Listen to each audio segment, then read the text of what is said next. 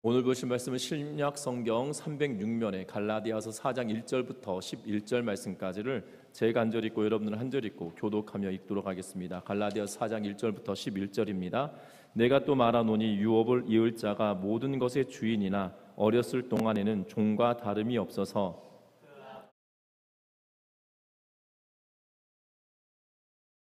이와 같이 우리도 어렸을 때에 이 세상의 초등학문 아래에 있어서 종노릇하였더니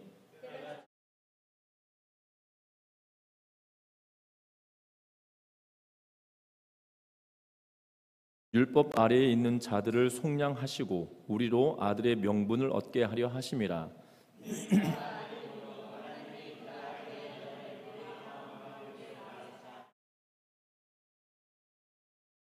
그러므로 내가 이후로는 종이 아니요 아들이니 아들이면 하나님으로 말미암아 유업을 받을 자니라.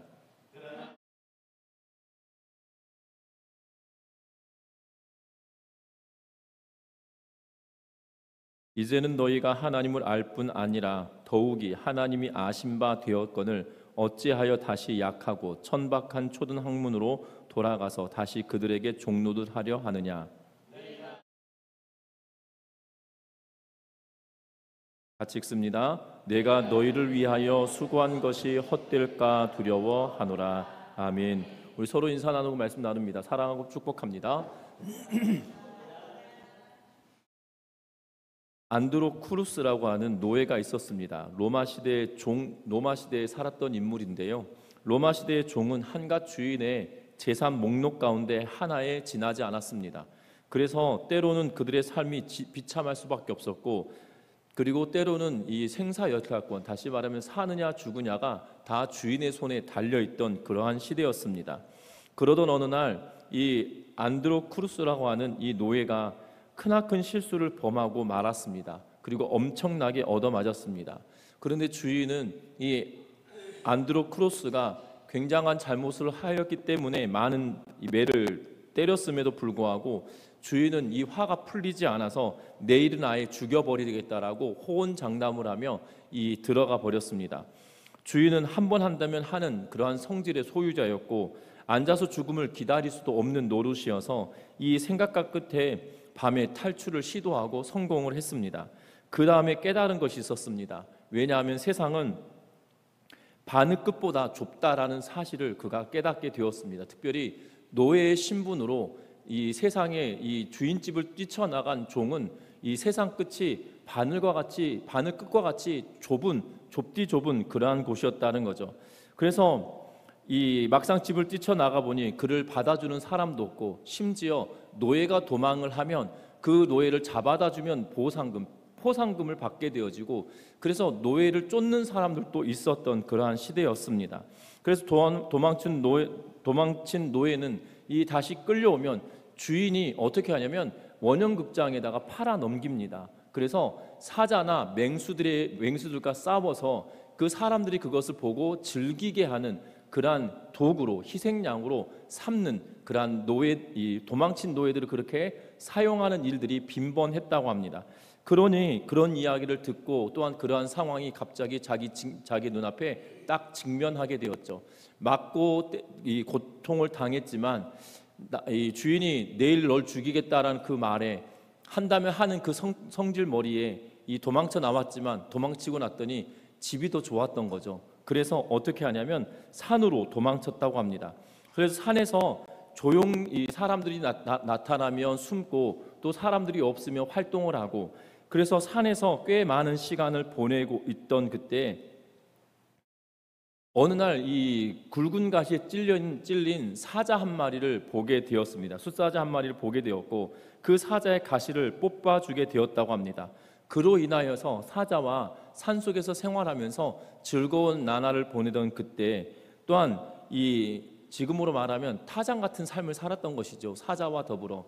그러던 그가 이 산속에 정찰 나온 로마 군병에 눈에 띄게 되었다는 사실이요. 사자와 놀고 있는 사람을 보니 얼마나 신기했겠습니까? 그래서 로마 군 병사가 그 사람을 잡았습니다. 그리고 그에게 자초지종을 물었더니 도망친 노예였다는 거죠. 그래서 결국 그 병사가 그 노예를 주인에게로 돌려주고 결국 그 주인은 어차피 죽을 거 그러면 돈이나 받자 하러 가면서 그 노예를 원형극장에 팔아 넘겨버렸습니다. 그리고 원형극장에서 이 영락없이 사자의 밥이 될 수밖에 없는 그러한 상황이 되었는데요. 그리고 원형극장 안에 내던져졌습니다. 그리고 굶주린 사자가 그에게 달려드는 그런 모습을 보게 되었습니다.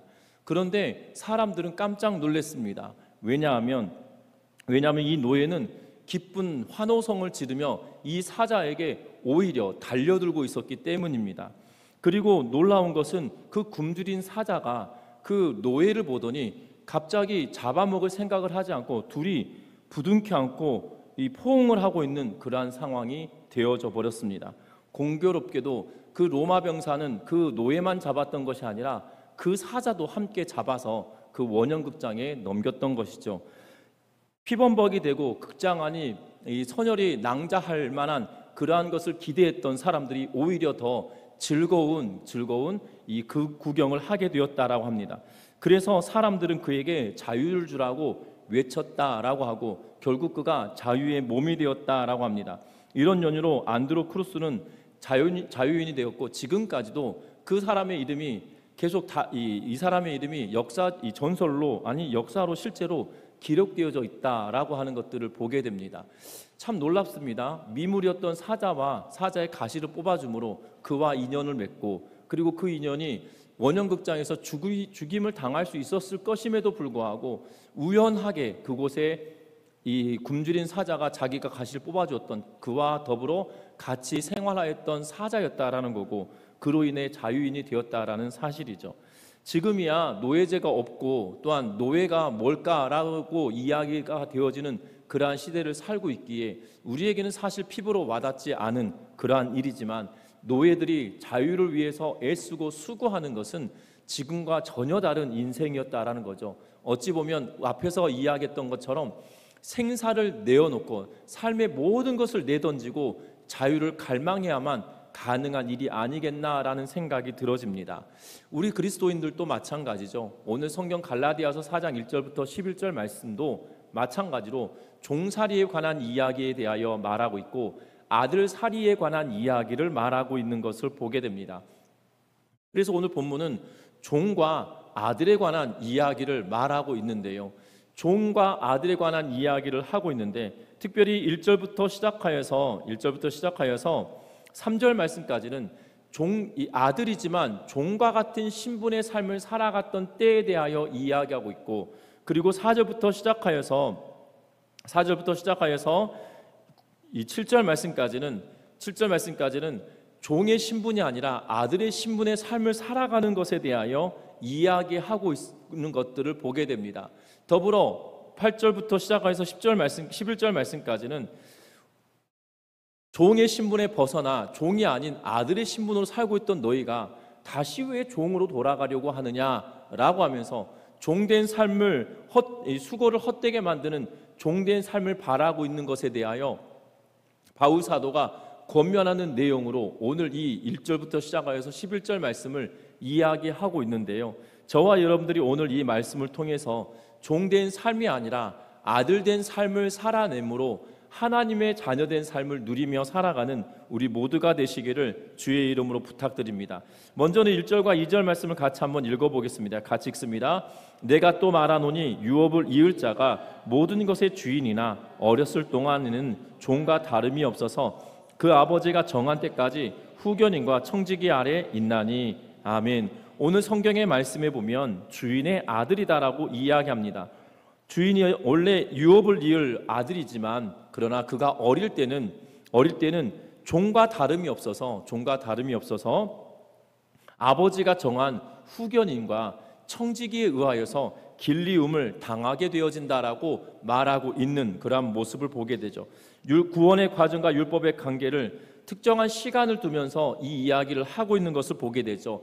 유아 때와 성인이 되었을 때, 다시 말하면 이 아들이지만 종과 같은 시대를 살았을 때와 그리고 아들로서 그 유업을 이을 자로서의 삶을 살아가는 때를 나누며 이야기하고 있는 그러한 모습을 보게 되어진다라는 사실입니다. 분명한 것은 율법은 구원 이전에 율법에 갇혀 있거나 그 아래에 놓여 있는 것을 보게 되죠.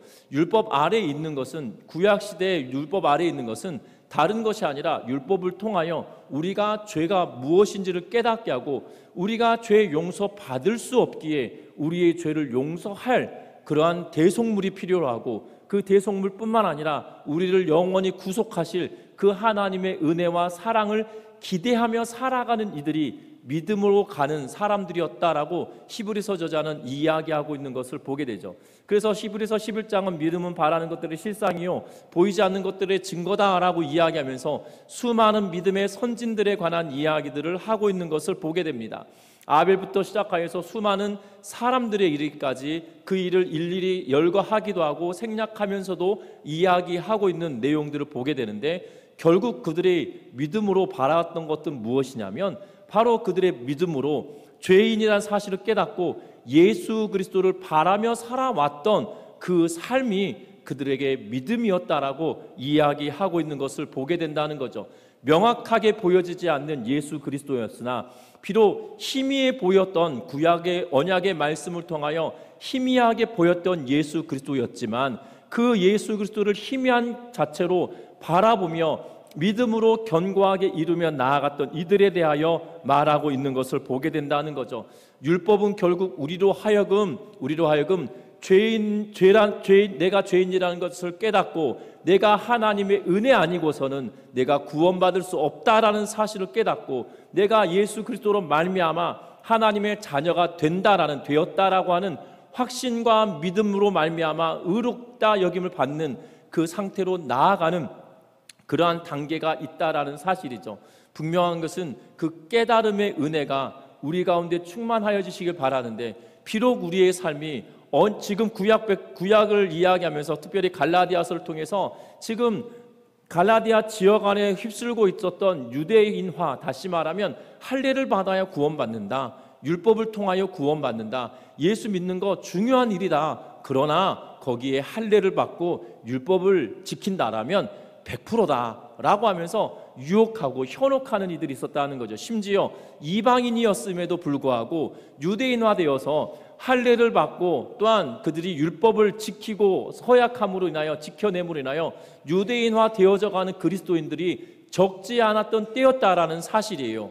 그들에게 지금 뭐라고 이야기하고 있냐면 그것이 아니다라고 말하는 거죠. 우리가 하나님의 자녀되었고 그 하나님의 자녀된 자들이 어렸을 적에, 다시 말하면 예수 그리스도께서 오시기 이전, 여기서 보면 3절에 보면 이렇게, 4절에 보면 이렇게 말하죠. 때가 참이라고 이야기하는데 그 이전에 3절의 삶은 뭐라고, 3절까지의 삶은 결국 초등학문 율법에 의하여서 우리가 길리워지는 것, 내가 죄인이라는 사실을 깨닫고 하나님의 은혜 아니고서는 내가 구원받을 수 없다라는 사실을 깨닫게 되어지고 내가 그것으로 인하여서 하나 실체 대신 말씀을 통하여 실제로 이루어지게 될 예수 그리스도의 사랑에 대하여 깨닫게 만들어진 과정이 있다라는 거죠.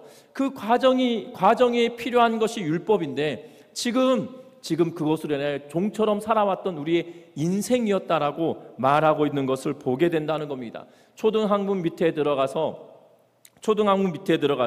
종으로 있었다라고 이야기하고 있는 것을 보게 되죠. 여러분들 기억하십니까? 비록 왕이 될 세자라고 할지라도 어렸을 적에 유아기 시절에 세자로 책봉되기 전에는 그 여러 왕자들 가운데 같이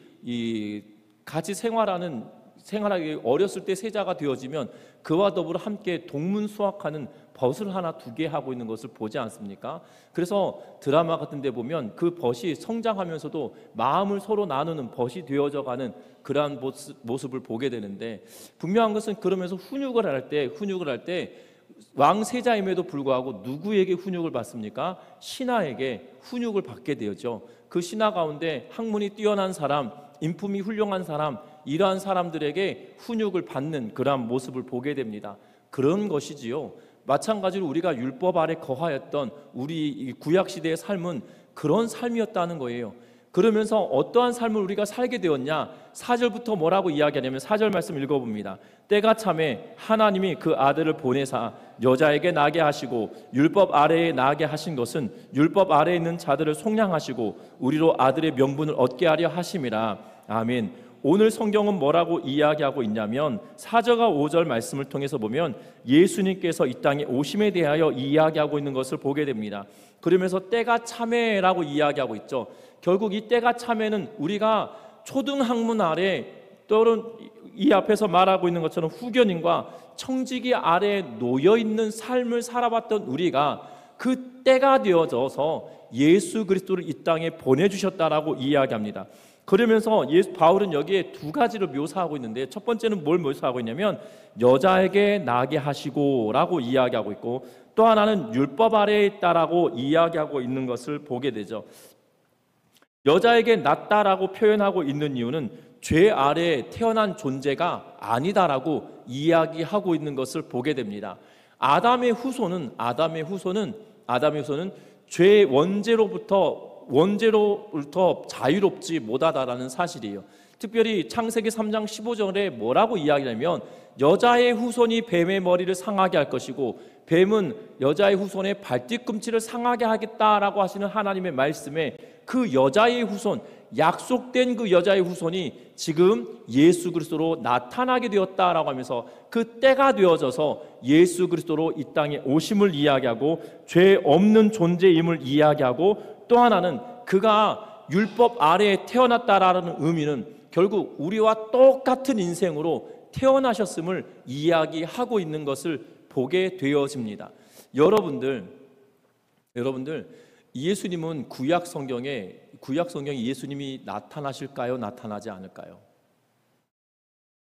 예수님이 구약 성경에 기록되어져 있을, 예수님이 구약 시대에 인간의 모습으로 이 땅에 오셨을까요? 오지 않으셨을까요?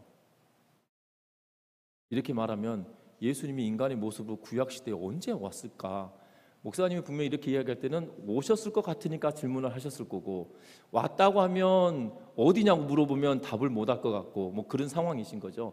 예수님이 이 땅에 인간의 모습으로 이 땅에 오셨어요. 언제 오셨냐면 우리가 지난주 주일 낮 예배 때 마노아에게 하나님께서 당신의 이름이 뭡니까? 라고 물었을 때 뭐라고 이야기합니까?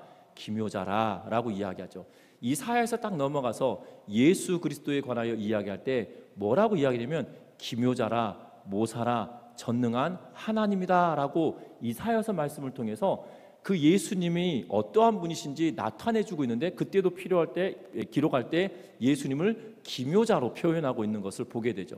결국 기묘자로 표현됐다는 것은 그 행위 그 직분이 기묘자다라는 의미 죄송합니다.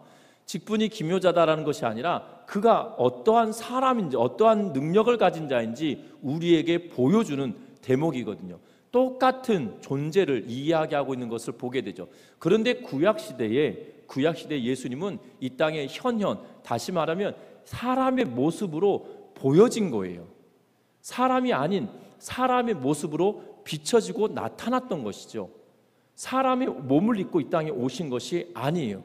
그런데 신약시대에 예수님께서 2000년 전에 이 땅에 오심은 뭐냐면 인간의 몸을 입고 이 땅에 아이로 여인의 후손으로 여자인의 몸을 통하여 이 땅에 태어나심을 이야기하고 있는 거예요. 그래서 구약에 나타났던 예수님과 신약에 나타난 예수님은 이 태생적으로 다른 거죠. 하나님이신 그분이 인간처럼 보여져서 여호와의 사자처럼 우리에게 나타나셔서 마노에게 뭐라고 말씀하시냐면 내가 기묘자라라고 말씀하셨다라면, 이제는 율법 아래 놓여 있어서 우리와 똑같은 인생으로, 똑같은 인간으로 이 땅의 삶을 살아가게 되셨다라는 사실이에요.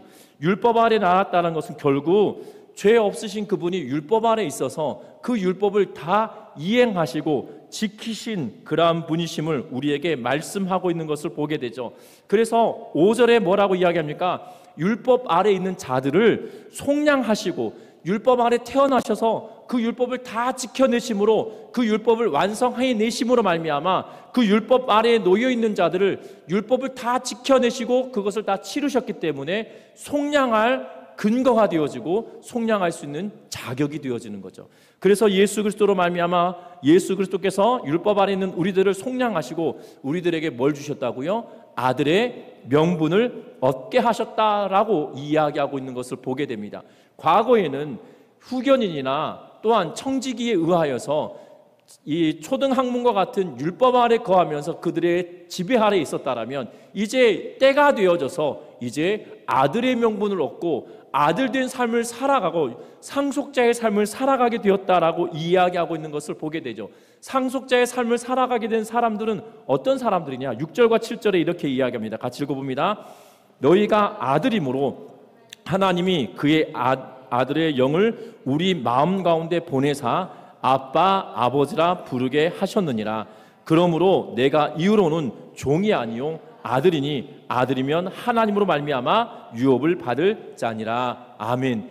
과거에는 율법 아래에 있었지만 그러나 이제는 예수 그리스도로 말미암아 아들의 명분을 얻었고 그 아들의 명분을 얻은 자들은 이제 너희가 하나님의 아들이 되었다. 명분을 얻었다고 해서 명분만 있는 것이 아니라 실제로 우리가 그 아들이 되었다는 거죠. 그 아들이 된 자들의 특징이 뭐냐면 하나님을 아빠 아버지로 부르게 하셨다라는 거예요. 그런데 아빠 아버지라 부르게 되는데 뭐가 조건입니까? 우리 안에 뭐가 있다고요?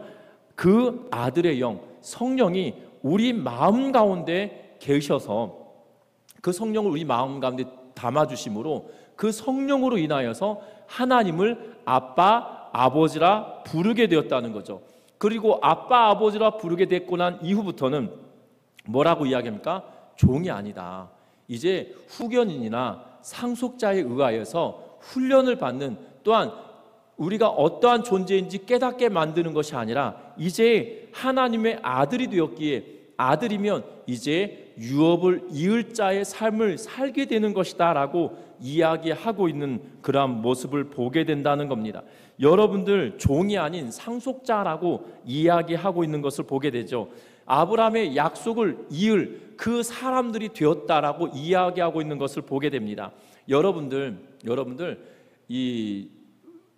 우리의 아버지, 예를 들어서 저희 아버지가 어마어마한 부유한 분이다라고 여기면 그 아버지가 저에게 유산을 엄청 물려주셨다고 생각해 보십시오. 근데 그 유산을 물려받는데 그 물려받는 과정이 어리기 때문에 그것을 관리할 수 없어서 훈련을 받습니다.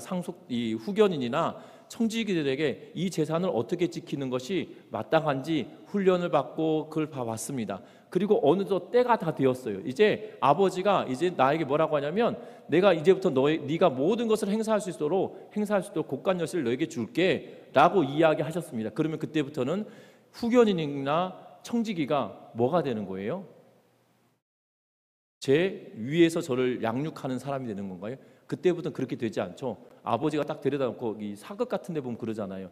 이제부터 네 것이다 라고 하면서 너를 지킬 사람들이다 라고 하면 이제부터 그때부터 이 말이 바뀌기 시작하죠. 예전에는 하대하지 않았던 것이 갑자기 하대를 하고 청직이나 이 그를 지키고 훈련시켰던 이들이 갑자기 머리를 숙이며 주인님 하면서 상황이 이제는 반전되고 바뀌어지는 모습을 보게 되죠. 지금 그 상황이라고 생각하시면 될 것 같아요. 이제 우리가 하나님의 자녀이고 유업을 이을 자가 이젠 종이 아니라 상속자가 되었다라는 사실이에요. 상속자가 되었다라는 사실이에요. 그 상속자가 되었기 때문에 율법의 영향력 아래에 있는 것이 아니라 누구의 영향력 아래에 있는 거라고요? 성령의 영향력 아래에 있어서 우리가 하나님을 아빠, 아버지라 부르게 되어지고 이제는 유업을 이을 자로 살아가게 되어진다라는 사실이죠. 그런데 지금 갈라디아 교회 안에 문제가 있다는 거예요. 지금 바울 사도가 이렇게 가르쳤어요. 지금 예수 그리스도로 말미암아 하나님의 자녀가 되어 우리가 하나님의 유업을 이을 자로 아들의 삶을 살아가는 것이다 라고 가르치고 그렇게 살아왔던 그들이 어느덧 예수 그리스도를 믿는 것 중요합니다. 그런데 할례를 받고 그리고 율법을 지켜야 구원은 확실하게 받는 것입니다 라고 하면서 유사한 복음을 그들에게 증거되어줌으로 말미암아 갈라디아 교회가 혼란하는 그때에 지금 뭐라고 이야기하고 있냐면 8절 말씀 같이 한번 읽어봅니다. 그러나 너희가 그때에는 하나님을 알지 못하여 본질상 하나님이 아닌 자들에게 종노릇 하였더니 이제는 9절도 읽습니다. 이제는 너희가 하나님을 알 뿐 아니라 더욱이 하나님이 아신 바 되었거늘 어찌하여 다시 약하고 천박한 초등학문으로 돌아가서 다시 그들에게 종노릇 하려 하느냐라고 이야기하고 있는 것을 보게 되죠. 쉽게 설명하면 앞에서도 말씀드렸던 것처럼 상속자가 되어서 아버지가 곡간 열쇠를 주면서 이제 너희 둘은 내 아들이 내 재산을 상속받았기에 이 아들 잘 도와라라고 이야기하면 이 주인님하고 섬기기 시작하고, 그리고 계속 이 스승처럼 여겼던 아들이 이제부터는 이 말을 놓게 되어지는, 경어를 쓰지 않고 이 말을 놓게 되어지는 것들을 우리가 드라마를 통해서들 어떤 상황에서든 많이 보았을 겁니다. 그렇게 삶을 살아가다가 갑자기 이러는 거예요. 아버지가 안 계시니까 갑자기 상황이 뒤바뀌어져 버린 상황처럼 되어진 거죠. 그런데 그 종이나 종이나 후견자나 이 청지기가 갑자기 뒷골목으로 데려가서 막 두들겨 팬고 이런 것이 아니라 아들이 스스로 위축되어져 가지고 다시 상황이 뒤바뀌어져 있는 거, 이것이 옳은 일일까요? 옳지 않은 일일까요? 쉽게 말하면 이겁니다. 세자가 더 이상 세자가 아니라 아버지가 나이가 많이 먹어서 이제 이 퇴임을 하겠다, 그리고 네가 왕이 되라 라고 이야기를 했습니다. 그랬는데 이 왕이 된 세자가 왕이 되고 난 이후에 왕 노릇한 것이 아니라 여전히 이 신하들에 의해서 교육을 받는 것처럼 여전히 그 상황이 되어져 버리면 아무것도 되어지지 않는다는 사실이에요. 분명한 것은 왕이면, 아들이면 아들답게 살아내는 것이 마땅한데 왜 다시 종 노릇하고 과거로 돌아가려고 하느냐라고 지금 이야기하고 있다는 거예요. 너가 유업을 이을 자고 너를 통하여 유업이 이어질 것인데 유업을 잊지도 못할 자들에게 의하여서 너희가 좌지우지되는 것이 마땅한 일이냐라고 우리에게 지금 말하고 있다라는 사실이죠. 초등학문으로 돌아가서 그들에게 종노릇하는 것이다 라고 말하고 있는 것을 보게 됩니다. 우리들의 신앙의 여정도 똑같습니다. 우리가 예수 그리스도로 말미암아 하나님의 자녀가 되고 예수 그리스도를 믿음으로 말미암아 우리가 의롭다 여김을 받았으면 이제는 우리가 하나님의 자녀가 되었다라는 사실이에요. 그 자녀가 된 자들은 자녀된 유업을 누리며 살아갈 수 있는 삶이 우리들에게 허락되어졌는데 우리는 이 땅의 삶을 살아갈 때 여전히 두려워합니다. 노심초사합니다. 내가 이렇게 하면 내가 지옥 가면 어떻게 해? 내가 이렇게 하다가 지옥 가면 어떻게 해? 내가 오늘 밤에 죽었으면 내가 이러이러하게 삶을 살아갔던 잘못됐던 것이 막 생각이 나면서 나 오늘 지옥 가면 어떻게 해? 하면서 한탄하시는 분들이 있을 수도 있어요. 아니라는 거죠. 아니라는 겁니다. 예수 그리스도로 말미암아 우리는 하나님의 자녀가 되었다는 거예요. 자녀가 된 자가 두려워하고 염려하고 근심하고 걱정할 문제가 아니라는 사실이죠. 왜냐하면 그 죄의 모든 문제가 예수 그리스도의 피로 말미암아 우리에게 죄 없다라고 하나님이 선언하시고 죄 없다 여겨주시고 우리를 의롭다라고 여겨주셨기 때문이라는 거예요. 그런데 우리는 맨날 이럽니다. 하나님 내가 이러이러한 잘못을 하여서 내가 정말 부끄럽고 수치스럽고 하나님 앞에 서기에 부끄럽습니다 라고 하면서 어제 회개했던 내용을 또 오늘 회개하고 있어요. 그리고 오늘 회개했던 내용을 한 이틀 지나고 나서 또 회개합니다. 그러면 어떻게 할 것 같으십니까? 제 딸 중에 하나가 저에게 와가지고 아빠가 아끼는 그릇 하나를 깨트렸어요. 그리고 한 3일 지나서 아빠 죄송합니다. 제가 3일 전에 아빠 그릇 깨트린 거 아시지요? 그리고 한참 있다가 한 일주일 지나서 아빠가 아꼈던 그 그릇을 제가 깨트려 먹었습니다. 그렇게 말해요. 그리고 한 달쯤 지나가지고 또 이야기합니다. 하나님, 아버지 제가 아버지가 아낀 그릇을 깨트려 먹었는데요. 아버지 용서해 주실 거죠? 그럽니다. 그러면 제 마음이 어떻게 할까요? 처음 한 3번은 그래 용서해 줄게 그러다가 얘가 매를 맞아야 되나 보구나. 매를 맞아야 이거 용서받았다고 여겨질란가 보구나 라고 하면서 뭘 할 것 같으십니까? 징계 채찍을 때리지 않으시겠어요? 저 같으면 그럴 것 같아요. 그러니까 여러분들은 또 이제 사랑이 많으시기 괜찮아 이러시겠지만 내 자녀가 계속 또 3주 지나고 또 한 달 지나고 2달 지나고 석 달 지나고 계속 달달이 와가지고 아버지 그릇 깨트린 거 아버지 기억하시죠? 저 용서해 주세요. 그러면 네가 그럼 제가 그랬죠. 똑같은 거 사와 이러든지 아니면 매를 한 대 때리든지. 왜냐하면 그것이 잊혀지도록 뭔가를 해야만 되겠죠. 구원은 그런 것이 아니에요. 우리의 구원은 그런 것이 아닙니다. 우리의 구원은 하나님께서 우리에게 예수 그리스도 피로 인하여서 죄 없다고 여겨주시고 너 죄 없다고 내게 여겼으니 너는 의로운 거야. 내가 너를 의롭다고 여겨주는 거야 라고 말씀하고 있다라는 사실이에요. 그렇기 때문에 우리가 하나님의 자녀가 될 수 있는 거고요. 하나님의 자녀가 된 자가 하나님의 버림을 받지 않아요. 하나님의 버림을 받는 것 결단코 아니라는 사실입니다. 그런데 우리는 염려하고 근심하고 걱정하죠. 끊임없이 우리는 율법 아래로 들어가려고 애쓰고 있어요. 아니라는 사실입니다. 구원받은 백성에게 하나님이 그 은혜를 부어주시고 그 자녀된 권세를 누리도록 만들어 주셨다라는 사실이에요. 율법은 우리에게 주신 이유가 무엇입니까? 지난 시간에도 마지막에 말씀드렸죠. 율법은 하나님의 백성된 자가 하나님의 백성된 자가 하나님이 기뻐하시는 삶을 살아가기 위한 도구로서 이것을 사용하는 거예요. 하나님이 내가 무엇을 하는 것을 기뻐하실까? 하나님께서 나에게 원하시는 것은 무엇일까? 그것을 깨닫고 그것을 하나님의 뜻대로 이루어내도록 우리의 삶을 내어드리고 하나님의 말씀으로 우리의 삶을 바꾸어가는 그 삶이 필요하다라고 말씀을 드렸듯이, 이제는 노예로, 종으로 그 머리를 숙이며 들어갈 것이 아니라 그것을 활용하며 그것을 통하여 아버지를 기쁘시게 하는데 사용하는 도구로 사용하는 우리 전미중앙교회 온 성도님들 되시기를 주의 이름으로 부탁합니다. 한 예수 그리스도께서 십자가에 죽으신 사건으로 말미암아 우리에게 하나님의 자녀 될 수 있는 은혜를 부어해 주셨다는 사실이에요. 예수께서 십자가의 죽으심으로 우리에게 성령을 부어주셔서 하나님을 아빠 아버지로 고백하게 만들어 주셨다는 사실입니다. 그래서 하나님의 자녀가 되었는데, 우리가 끊임없이 죄 가운데, 율법 아래 들어가서 율법 아래 여전히 들어가는 상황이 된다라면 예수 그리스도의 십자가의 죽으심이 헛것일까요? 헛것이 아닐까요? 헛것이 되어지는 거거든요. 그래서 11절에 이렇게 말합니다. 내가 너희를 위하여 수고한 것이 헛되까 두려워하노라.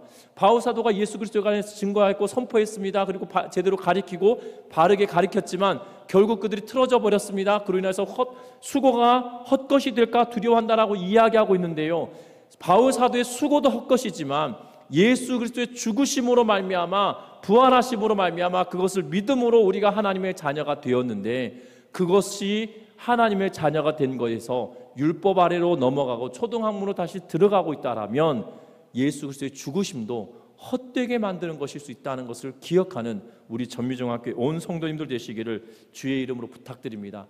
때로는 우리가 실수할 수 있습니다. 넘어질 수 있습니다. 그러할 때마다 실수한 것은 바로잡고, 잘못을 구해야 될 것은 바르게 잘못을 구하고, 이 배상해야 될 것은 배상하고 보상해야 될 것은 보상하고, 우리의 삶을 바꿔놓은 다음에 하나님께서 나에게 용서하실 것을 구하면서 하나님께서 나로 하여금 새롭게 세우실 그 하나님의 은혜를 바라보며, 그리고 그 하나님의 은혜 아래 날마다 거하며 아들된 삶을 살아가는 우리 전미중앙교회 온 성도님들 되시기를 주의 이름으로 부탁드립니다. 우리가 하나님의 아들입니다. 하나님의 자녀입니다. 그러하게 하나님 우리를 버리지 않으신다는 사실이에요. 우리가 뭔가 능력이 있어서 하나님 자녀가 된 게 아니라 예수 그리스도의 피의 공로에 힘입어 하나님의 자녀 되었기에, 그 공로에 힘입어서 우리 안에 성령을 부어주셔서 하나님을 아빠 아버지로 고백하게 만들어 주셨기에, 그 하나님의 사랑을 의지하여 믿음으로 끝까지 나아가는 우리 모두가 되시기를 주의 이름으로 부탁드립니다.